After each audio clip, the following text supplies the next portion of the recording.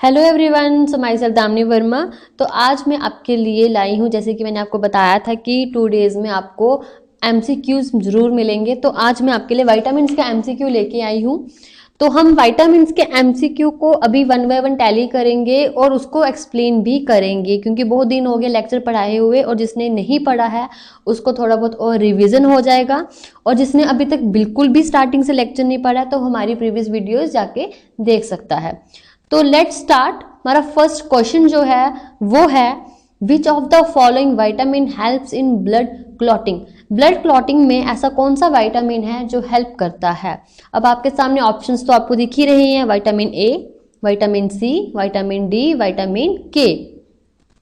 अब इसका आंसर अगर मैं आपको बोलूं मुझे कमेंट बॉक्स में बताओ, तो कमेंट बॉक्स में बता देना, रीजन भी बता देना। और जिसने बिल्कुल नहीं याद है तो उसके लिए तो मुझे बताना पड़ेगा। विटामिन के, इसका आंसर है विटामिन के।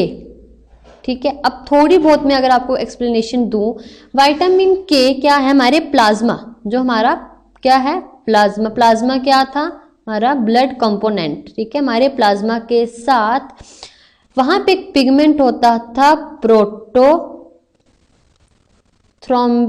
प्रोटोथ्रोम्बिन, ये प्लस विटामिन के साथ मिलके हेल्प करता था क्लॉटिंग में। ठीक है, तो विटामिन के किस में हेल्प करता है, हमारी ब्लड की क्लॉटिंग में। तो इसका जो राइट आंसर है वो विटामिन के है। और अगर आपको याद हो विटामिन के का साइंटिफिक नेम मतलब केमिकल फॉर्मूला क्या था, केमिकल फॉर्मूला इसका था फाइलोक्विनोन।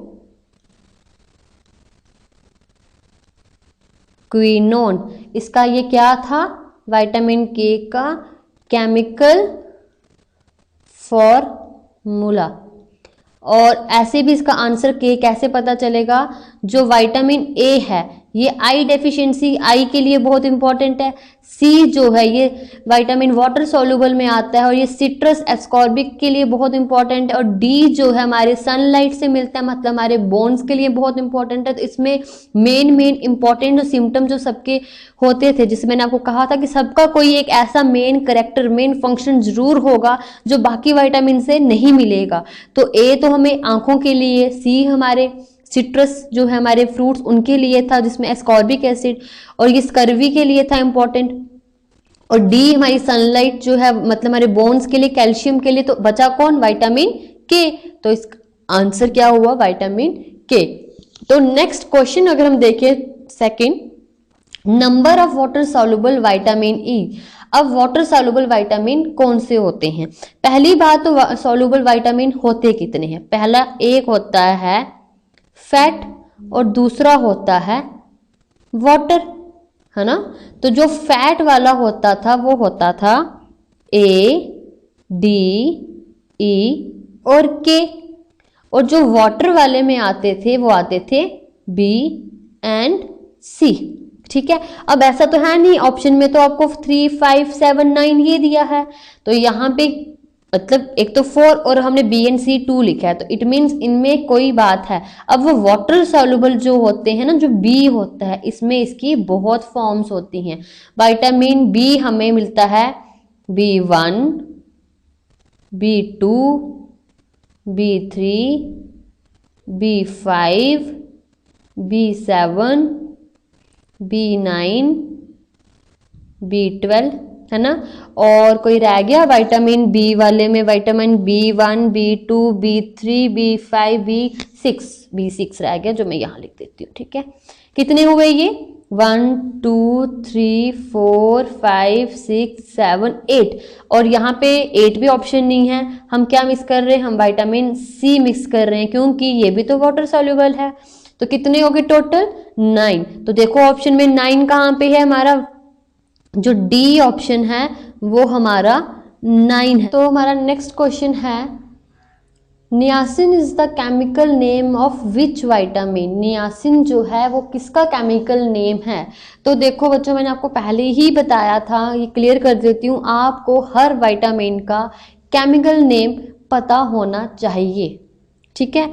तो यहाँ पे B3 ऑप्शन है vitamin B3, vitamin B1, vitamin B2 and vitamin C। अब इसमें से आपको चेक करना है कि आप किसके करीब जा सकते हो, कि आपको क्या लगता है कोई ऐसे ऑप्शंस जो आपको लग रहा है कि ये हो सकता है। पहले आप चेक करोगे जो बिल्कुल ही नहीं है। देखो पहले हमें विटामिन C नजर आ रहा है सामने सामने, विटामिन C नहीं है, ये सिट्रस के लिए है और ये एस्कॉर्बिक एसिड के लिए एक ही है विटामिन C। अब कंफ्यूजन आएगी B1, B2 एंड B3 में, है ना। तो B2 जो है यहाँ पे इसके अगर आपको डेफिशिएंसी याद हो, B2 की डेफिशिएंसी अगर आपको याद हो तो वो थी अराइबोफ्लेविनोसिस। क्या थी? अराइबोफ्लेविनोसिस, ठीक है। तो राइबोफ्लेविनोसिस जो नाम है वो पहले ही एक केमिकल नेम भी है मतलब, तो B2 भी नहीं है क्योंकि उसका केमिकल फॉर्मूला क्या हुआ? राइबोफ्लेविन। अब बचे कौन? B3 and B1। बचे कौन? B3 and B1। अब B1 जो है सबसे पहला केमिकल फॉर्मूला B से स्टार्ट हो रहा है, तो B1 जो होता है वो तो पहली बात है नहीं है। क्यों नहीं है? क्योंकि B1 अगर है तो वहां पे वो आता है फर्स्ट B का थियामिन, जो हमें याद हो, हम केमिकल फॉर्मूला अगर हमें याद करें तो वाटर सॉल्युबल में B में सबसे पहला आता है थियामिन। तो ये भी नहीं हुआ, ठीक है, ये भी नहीं हुआ। तो हुआ कौन सा? B3। तो इसका आंसर क्या है? Right, vitamin B3। इसका नियासिन और दूसरा नाम और है इसका निकोटिनामाइड, जो मैं अभी यहां पे आपके सामने लिखती हूं, नियासिन एंड निकोटिनामाइड, इसका क्या है? ये एक और नाम है, ठीक है। तो इसी तरह आपको याद रखने हैं कि केमिकल फॉर्मूले। अब B1 क्यों नहीं होता? क्योंकि B वाटर सॉल्युबल जब स्टार्ट हुआ तो B1 आया, तो वो थियामिन होगा पहला, तो सबको ही याद रहेगा। उसके बाद B2 जो है उसकी अगर डेफिशिएंसी किसी को सबकी याद है तो B2 की डेफिशिएंसी होती है अराइबोफ्लेविनोसिस, तो मतलब राइबोफ्लेविन B2 का नाम हो गया। C तो हो गया विटामिन C, जो स्कर्बी जो उसकी डेफिशिएंसी मतलब विटामिन C एस्कॉर्बिक एसिड। तो बचा कौन? Vitamin B3। तो इसका आंसर आपके सामने यहाँ लिखा भी है विटामिन B3। तो हमारा नेक्स्ट क्वेश्चन है which of the following vitamin deficiency causes beriberi, ठीक है। बेरी-बेरी कौन कॉज करता है डेफिशिएंसी विटामिन की, किसकी वजह से होती है कि हमें बेरी-बेरी कॉज होती है? तो बेरी-बेरी जो होती है वो आपको कॉज होगी, आंसर तो आपके सामने ही लिखा हुआ है विटामिन B1, ठीक है, विटामिन B। बात करेंगे अगर बेरी-बेरी की बात करें, अगर हम बात करें बेरी-बेरी की, तो बेरी-बेरी किसकी डिजीज है? विटामिन B1 की डेफिशिएंसी से होती है। अब बेरी-बेरी है क्या? ये था हड्डियों का स्किन के साथ जुड़ जाना, ठीक है। जो ये हड्डी है उसका जो यहाँ पे स्किन जो होती है इसका बिल्कुल इसके साथ जुड़ जाना, ठीक है, हड्डियों का स्किन के साथ जुड़ जाना। अगर आपको 3 इडियट्स देखी है तो उसमें आपने जो फादर जो बिल्कुल बीमार थे ना, बिल्कुल वैसा इंसान दिखता है बेरी-बेरी जिसको हो गई हो, वो तो मुझे पता है सबने देखे, सबको याद भी होगा। और बेरी-बेरी में फंक्शन क्या थे, इसके सिम्टम क्या थे? इसका था लॉस ऑफ एपेटाइट, भूख नहीं लगना, लॉस ऑफ एपेटाइट था, सर्कुलेटरी सिस्टम और नर्वस सिस्टम को अफेक्ट करता था। सबसे ज्यादा अगर ये अफेक्ट करता था किसको करता था? ये करता था सर्कुलेटरी सिस्टम और नर्वस सिस्टम को ये अफेक्ट करता था सबसे ज्यादा, ठीक है। तो नेक्स्ट क्वेश्चन जो है क्वेश्चन नंबर 5, वो क्या है? वो है dash helps in the regulation of blood volume and blood pressure, ठीक है। ये मिनरल्स का क्वेश्चन आ गया है, तो कोई बात नहीं, हम इसको यहीं पे कर लेते हैं cover. Dash helps in the regulation of blood volume and blood pressure को कौन रेगुलेट करता है? देखो जब हमारा बीपी हाई या बीपी लो होता है तो हमारे घर में सबसे पहले नमक की बात होती है कि नमक ज्यादा खा लिया तो बीपी आपका हाई हो गया, नमक कम है तो बीपी आपका बहुत लो चला गया, तो आपको नमक खिला देते हैं, पानी में नमक मिक्स करके पिला देते हैं। तो नमक का जो होता है केमिकल फॉर्मूला वो होता है NaCl, ठीक है। अब यहाँ पे ऑप्शन देखो क्या है, iron, iodine, sodium and phosphorus. ठीक है, अब ऐसा नहीं है कि आयोडीन हमारे नमक में होता है तो हम इसको टिक करें, लेकिन आप यहाँ देखो नमक बना किससे होता है, NaCl, सोडियम और क्लोराइड। तो क्लोराइड तो है नहीं आपके ऑप्शन में, तो यहाँ पे Na ही है, मतलब सोडियम। तो यहाँ पे इसका राइट आंसर है आंसर सी, सोडियम। ठीक है, liver damage is cause due to the overdose of which vitamin. ठीक है, किस विटामिन के ओवरडोज से लिवर डैमेज हो सकता है, तो वो इसका आंसर आपको तो अपनी स्क्रीन पे नजर आ ही रहा है, विटामिन B3। कौन सा, विटामिन B3। अब यहाँ पे विटामिन B3 इसका आंसर है, और B3 क्या था जिसका केमिकल फॉर्मूला क्या था, अभी हमने पढ़ा, नियासिन। ठीक है, तो आपको क्वेश्चन ऐसे भी आ सकता है कि नियासिन के ओवरडोज से कौन से ऑर्गन को डैमेज होगा, तो उस आंसर क्या होगा उसका फिर, लिवर। ठीक है, अब नेक्स्ट क्वेश्चन है हमारा, what groups of people need additional vitamin के। ऐसे कौन से ग्रुप्स पीपल हैं जिनको एडिशनल विटामिन के की जरूरत पड़ती है। अब आपके आंसर में जो ऑप्शंस में हैं वो है आपके पास यहाँ पे, फर्स्ट है premature newborns, people who do not have enough bile to absorb fat.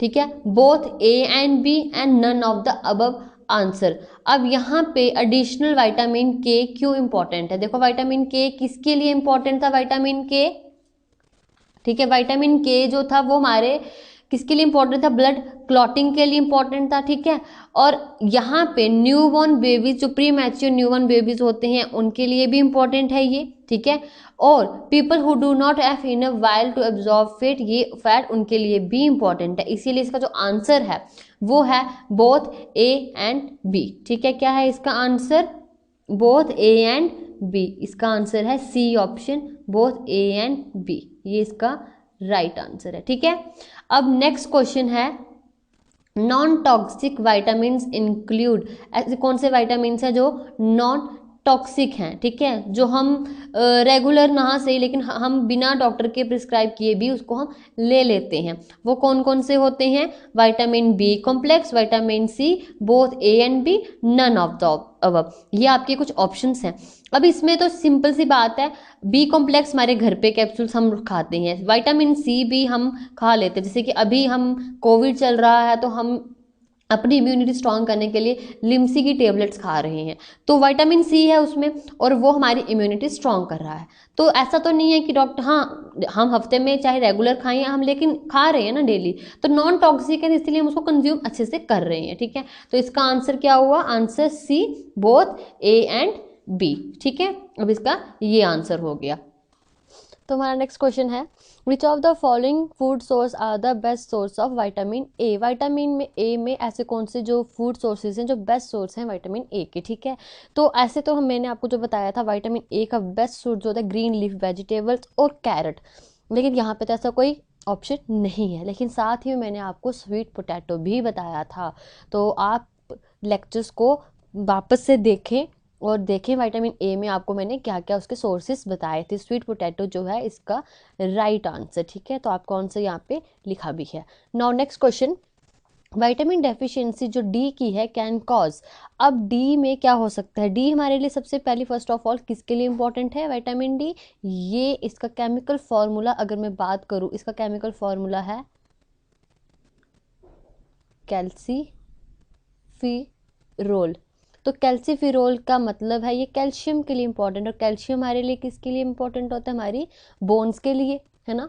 तो यहाँ पे बोन्स के लिए किस चीज़ को लेके बेरी बेरी नहीं है, अभी बताया स्किन का हड्डियों के साथ जुड़ना, कैटरैक्ट भी नहीं है क्योंकि ये आइज़ के लिए लेके होता है, और पर्निशियस एनीमिया भी नहीं है क्योंकि इसमें ब्लड के लॉस की बात हो रही है। तो बचा कौन, ऑप्शन बी रिकेट्स। जो रिकेट्स है ये हमारा बोन्स के रिलेटेड डिजीज़ है, क्या है, हमारे बोन्स के रिलेटेड डिजीज़ होती है विटामिन डी की। यहाँ पे होता क्या है, यहाँ पे जो यंग पीपल होते हैं उनकी जो बोन्स होती हैं, जो यंग पीपल होते हैं उनकी जो बोन्स होती हैं वो बेंड हो जाती हैं, उनमें जो बोन्स होते हैं उनमें बेंडिंग आ जाती है। ठीक है, इस तरह से।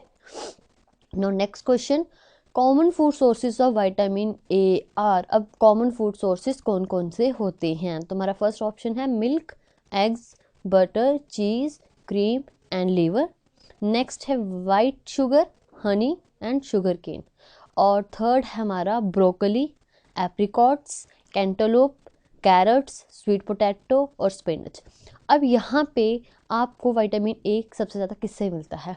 तो यहाँ पे मैंने आपको कहा ग्रीन लीफी वेजिटेबल्स होती हैं, नट्स भी होते हैं, और विटामिन ए का और green leafy veg sweet potato भी होता है। तो स्वीट पोटैटो, स्पाइनच जो है ये सब ग्रीन लीफी वेजिटेबल में आती हैं, ब्रोकली सी तो है, ठीक है।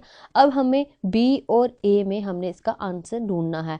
तो ए में जो वाइट शुगर, हनी और जो शुगर केन है, शुगर केन जो था वो हमारा, जो मैंने आपको सोर्स लिखवाया था, वो किसके लिए इम्पोर्टेंट था? Sugar cane. शुगर केन हमारे लिए इम्पोर्टेंट था विटामिन उसमें विटामिन B3 में, ठीक है।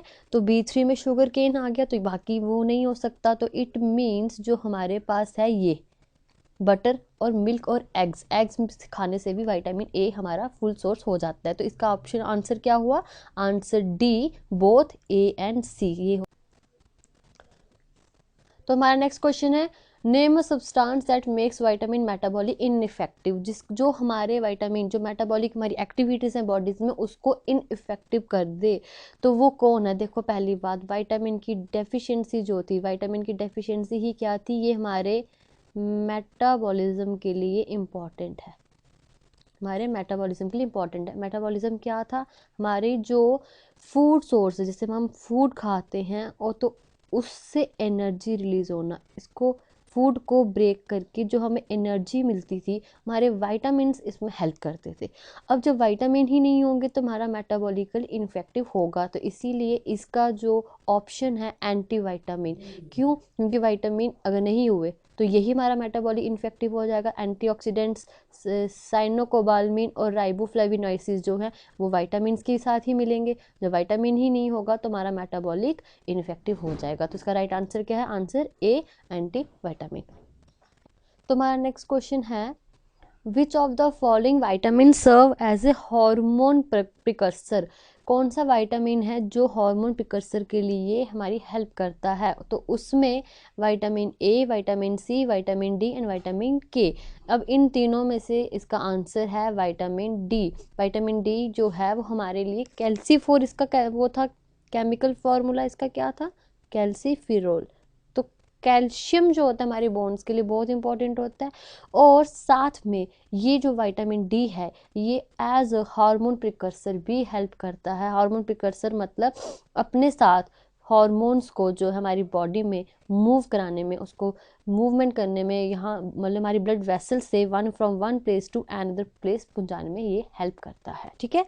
अब नेक्स्ट क्वेश्चन है, vitamins which are not stored in body are called. जो विटामिन हमारी बॉडी में स्टोर नहीं होते हैं, जिस तरह से मैंने आपको बताया था, दो तरह के विटामिन होते हैं, फैट और वाटर। तो जो वाटर होता है वो स्टोर्ड नहीं होगा क्योंकि वो सॉल्युबल हो जाता है। और फैट जो होता है ये हमारी बॉडी के इनसाइड जो एडिपोज टिश्यू थे वहाँ जाके ये स्टोर हो जाते हैं, एडिपोज टिश्यू में स्टोर हो जाते हैं। तो इसका आंसर क्या हुआ? वाटर सॉल्युबल विटामिन्स, जो हमारा डी ऑप्शन में है, ये इसका राइट आंसर होगा। तो नेक्स्ट क्वेश्चन है, excessive intake of calcium in our diet results in. जब हम ज़्यादा कैल्शियम अगर हम कंज्यूम कर लें तो हमारी डाइट में, तो हमारी बॉडी में इसका क्या इफेक्ट होता है? देखो हमारी बॉडी में कैल्शियम ज़्यादा करने से हमारी जो किडनी है, किडनी में प्रॉब्लम आती है और अच्छे से फिल्ट्रेशन नहीं होती है, जिसकी वजह से वहाँ स्टोन्स बन जाते हैं कैल्शियम के। तो वहाँ पे किडनी में स्टोन्स बन जाना, स्ट्रोक जो हार्ट के रिलेटेड हो गया ये नहीं हो सकता, डायरिया लूज मोशन के लिए होते नहीं, कॉन्स्टिपेशन भी नहीं, देन किडनी स्टोन्स जो होते हैं, कैल्शियम जब हमारी बॉडी में बहुत ज़्यादा आ जाए तो वो हमारी बोन्स के साथ अटैच बहुत हो जाता है और वहीं इनको रिमूव आउट करना बॉडी में किडनी के लिए मुश्किल हो जाए और किडनी में ये इकट्ठे होने लगते हैं जो स्टोन्स का काम करते हैं। फिर किडनी स्टोन्स इसका राइट आंसर है। तो स्टूडेंट्स ये आज कुल मिला के 15 क्वेश्चन जो मैंने आपके सामने बताए ये बहुत ही इजी लेवल के थे, बहुत इजी लेवल के। तो नेक्स्ट जो इसकी सीरीज़ विटामिन के एमसीक्यू की जो नेक्स्ट सीरीज़ आएगी वो मॉडरेट और हाई लेवल के क्वेश्चन होंगे। तो आई होप आपके मैक्सिमम से मैक्सिमम जो एमसीक्यूज़ हैं वो यहीं से ही आपको मिल जाएं। तो thank you very much and have a nice day.